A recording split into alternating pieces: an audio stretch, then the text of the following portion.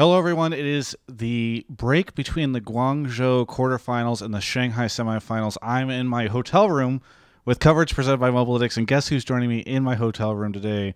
It's Kobe, a caster from Riot Games. You cast there, right? That's your job? That is still my job, Okay, unless I've been removed recently. Okay. Well, let's hope not, because that would be, I mean, it would suck for you to find out you've been removed during the middle of Worlds. That would be terrible. Here in Travis's, very clean and organized hotel room, that would be great news to get. No one knows that it's just all clean right there. The maids do a great job. Either way. All right, so let's talk about Worlds so far. So we are done with the quarterfinals. We are moving on to the semifinals. What have you thought of the games so far at Worlds this year? Are they better? Are they on par? Like, where are we compared to previous Worlds? Because you've been around for a while now. There have been a lot of games. Clumping them all together is kind of hard, but all of them rated together, averaged out. What is the average good scale rating of these games? I say about a 7.4, actually. And what was last year? Like a 7.3? Yeah, last year definitely tapered off after the group stages. Okay, so we're slowly moving up. No, I mean, generally speaking, what have you thought of the performance and everything so far? I think that this has been the most exciting quarterfinals stage that maybe we've even ever had. Yeah. Definitely better than last year, just because of not only the fight that a lot of the Western teams put up, but also the way that they're doing it, and the variety in champion picks and encounters are coming out. That's the type of stuff that you really like to see. Strategy evolving over the course of the tournament. Yeah. And what do you think that means for semifinals? Will we continue to see strong games into semifinals? Okay. We're going to have a Kali coming out and everything. Honestly, the most hype one is everyone's going to be super hyped for RNG SKT. So I think the semifinals are still going to continue. It might not be as intense as the quarterfinals and the upset possibilities, but I think they definitely deliver. Well, do you have any predictions for this weekend? Right to the predictions. Let's start with the SKT one then, I guess, because SKT RNG is probably the most difficult one. And I did predict on the dive RNG 3-2. But if you predict SKT here, then you're hedging your bets. Well, the thing is, I'm willing to be the one to try and predict, and come up with the reasons for the bottom lane of SKT shaky and all this stuff.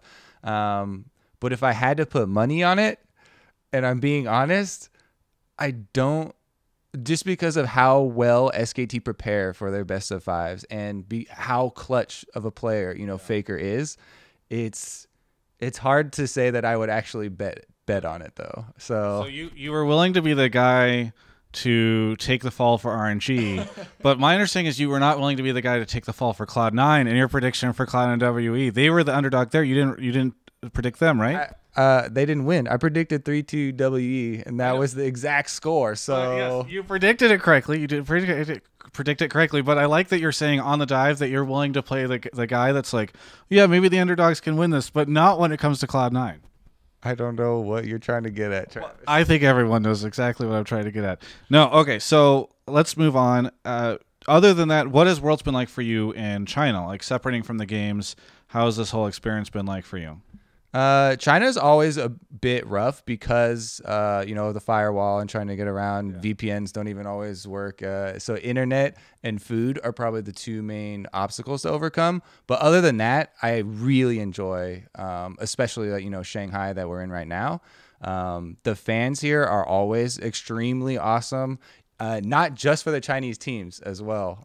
They'll cheer for any of the big plays, especially the underdogs like Gigabyte Marines and stuff. So the experience is definitely good. It's not without its hardships.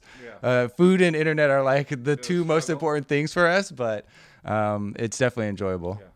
Have you? There's all these light up signs for all these different teams. Have you seen those in the audience? Oh, yeah. The SKT and TSM and everything. Have there been any for you? I haven't seen any. I haven't been searching, but you don't search. You're not like in between. You're just like looking in vain for a big love Kobe sign or something. Be a Kobe fan out there somewhere. Yeah. No, it's actually pretty nice too. That's the other thing here in China. We don't get stopped ever. So no one knows who you are. We can go to the bathroom during the break, no problem. Yeah, it's pretty good. Just another strange dude wandering the arena. Now, Are you what are you more excited about, semifinals or finals? What's going to be the more hype match? I mean, the finals depends on how the semifinals go. Yeah, but you've made predictions for this. By the way, you shared your predictions for the RNG SKT one. Do you have one for Samsung? Yeah, I think the Samsung one is probably going to be more one-sided. I think that Samsung's definitely favored to win that one pretty clearly. However, a lot of it does kind of hinge on will that team show consistency? Because a couple of the main performers for their upset over Longzhu, like Ambition, haven't always been that consistent. What gives me more confidence though is we didn't really believe in them last year versus SKT. We're like, SKT probably 3-1, 3-0 or something like that, and Ambition stepped up then, and the team stepped up then. So I have a lot of confidence in Samsung. That's kind of been built up over the last couple of years, and then reignited by their victory over Longzhu, which was definitely surprising upset. Yeah. So we've got semifinals, finals coming up. Semifinals in the same arena as MSI. Will that be fun for you to return back to that same venue? Yeah. So I've been like you said, we've been doing this a long time. I've been in a lot of arenas. The only one that really sticks out in my memory is the one from Korea where we were in the Olympic stadium.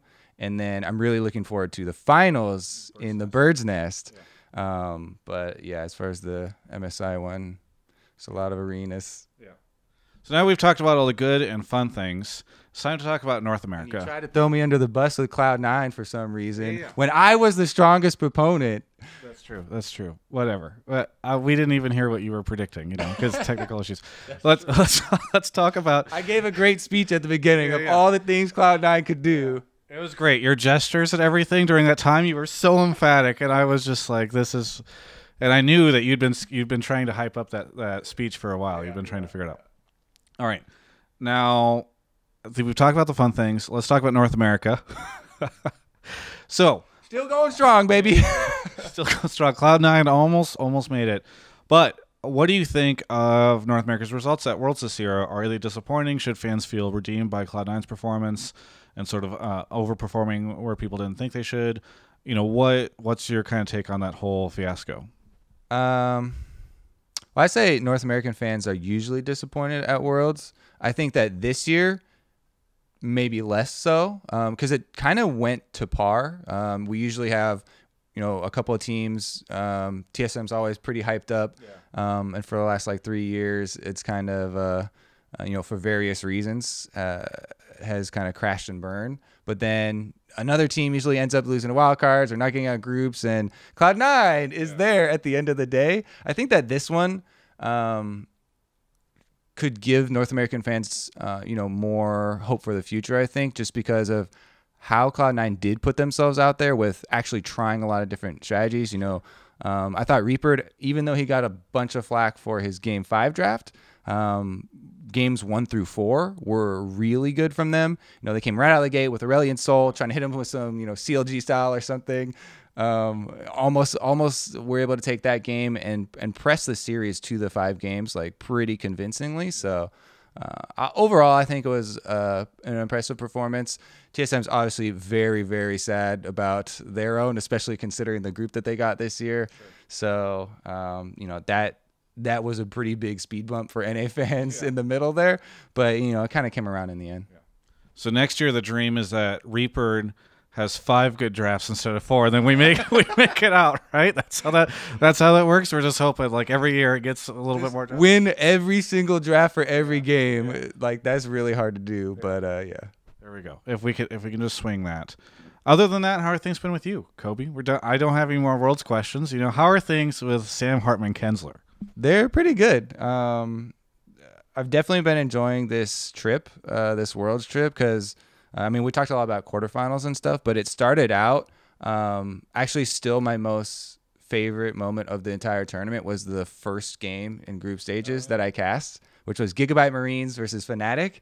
And it's the one where they at least 5 camps for Levi, for the jungler on Nocturne, and he gets this 5-minute Nocturne ultimate off, and the game is just insane.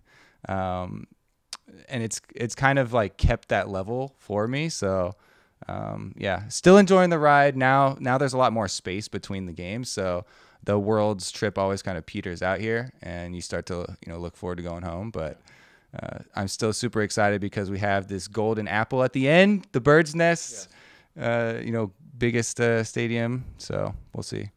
Should we just auto seed or auto qualify Gigabyte Marines to every international tournament now because the entertainment factor they bring is so impeccable? I definitely think that Vietnam has produced a tremendous amount of talent. So, things in that area should definitely be considered. And that's obviously a joke. You're being facetious here with auto seeding Gigabyte Marines, but not a lot. But of people, legitimately, I like that. Legitimately, yeah. People probably wouldn't argue because that's the type of game they like to see. Yeah. Very good. And will we continue to see ardent sensors all the way to the Bird's Nest?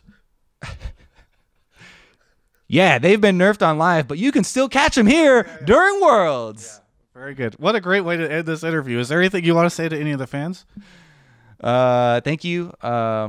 It's always super comforting to get messages from fans, especially when we're on the road during Worlds and stuff like this, because it is super intense, and everybody is always really hard on themselves whenever they make mistakes. So thanks a lot for sticking by us and keeping everybody happy. Hopefully we see a light up Kobe sign in the audience soon.